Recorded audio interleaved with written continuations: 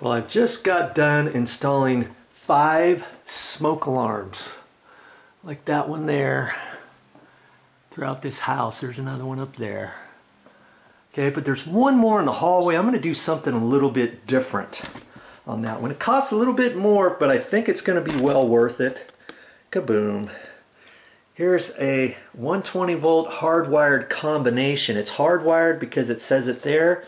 You also see a wire nut right there.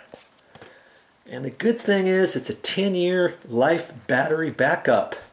And I said it was a combination, remember? All right, the light's getting on me here. Detects smoke and carbon monoxide. So that's what I'm going to install up there. If you want to check that out, stick around.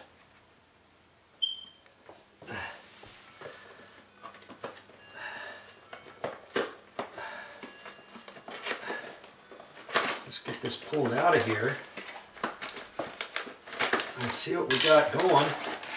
I've just installed some other ones, and I'm sure a regular smoke alarm ones, not the carbon monoxide ones. And I'm going to guess this one's going to go up pretty close to the same. Here's a nice little shower cap for it. This is for new construction. If you're still sweeping up before you install your flooring, your carpet, and all that, put this cap back on there to keep all the dust off of here after you install this, after you get the ceilings painted. Okay, but in our case, we don't really need that. And I might save some of these in case I ever want to paint someday. I can put this over that to keep the paint off of there or something, you know. Okay, so that's it. We've got this, this, and this here. Now to remove the existing one.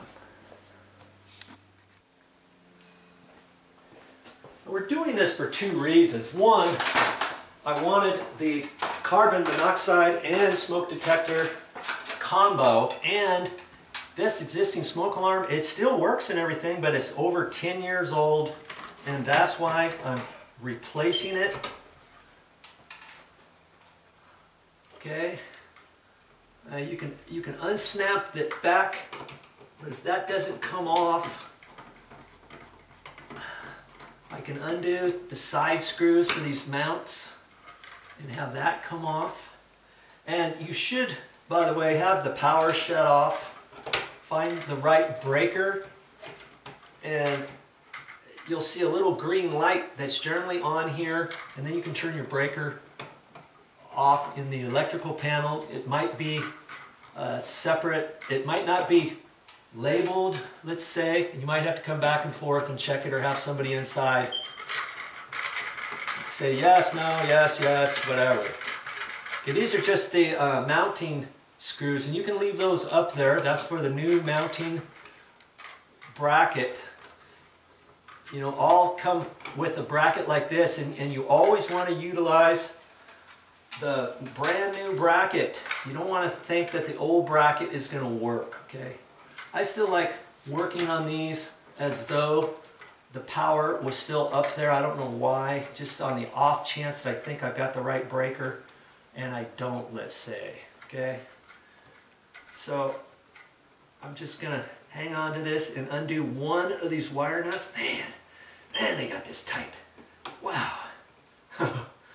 Okay. And I try to use the same wire nut for each one. Now see, this one's got, wow, this one's got 3 wires to it. Usually you're only going to have 2 white wires, 2 blacks, 2 reds, or 1, 1, and 1. But because these are all hooked up in tandem, there's six different smoke alarms in the house here. And so that's probably why there's 3. They might have ran the main power to there and then went 2 directions. One down the hall to the right, one down to the left to bedrooms and so forth. Okay, so here's my new wire setup. I'm never going to use the existing wire setup because it might not be the same configuration. Even if it was the same configuration, this is brand new. The other one's 10 years old. Okay, so I'm just going to hold that up there. Let's see how we're going to do this. Get all this stuff held together. The same go. Make sure your new wire stays all the way to the end. You hang on to it as you're tightening this up. Okay? Hold your mouth just right. Make sure you get that. Okay? Pull on the wire, it looks good. Okay? Now, I've done the one. Now I'm going to do the next one. So I'm just going to kind of see which one to do. I guess I could do the red next. It's nice, easy access to get to that one next. Sometimes you got to make noise to get that off. Now this time I'm going to try to hold on to all the red wires and just swivel this yellow wire off. Now see, this new one it has a red wire. Okay, it's fine. It doesn't have to be yellow. This one just happened to be a yellow one. Okay, these all kind of came off. So I got to hold them all there. Hold my mouth just right. And hold that up there. Wow.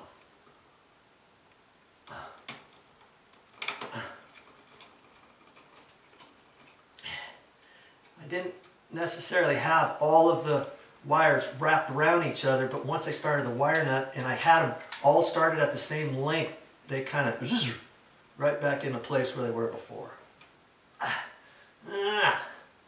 Okay, pull on that, make sure looks good. I'm going to keep the camera rolling. I'm just going to kind of hold on to this whole thing because I couldn't unsnap this. I could have chopped off the wires or taken that off with a pair of pliers, but however you want to do it, okay? So I'm holding on to that whole thing. Jeez.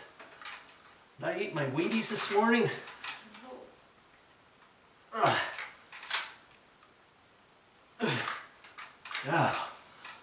Wow. Okay, there it went. Okay. There's that. I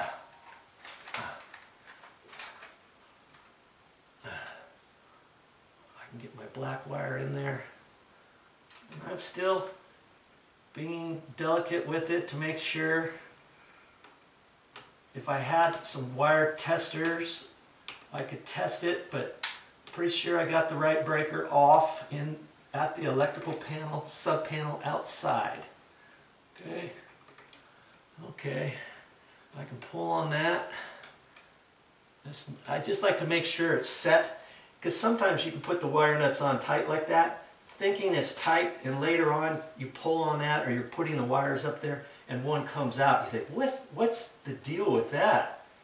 Well, it's just because maybe it didn't get snuck in there just right. And I try to keep the flexi part of this, because see, those wires aren't very long, that pigtail. I try to keep that wrapped off of this so I can put the other wires up in there. Keep your grubby fingers off of your ceiling as you're going. This box has to be done just right, it looks like, because it's got all these wires in there.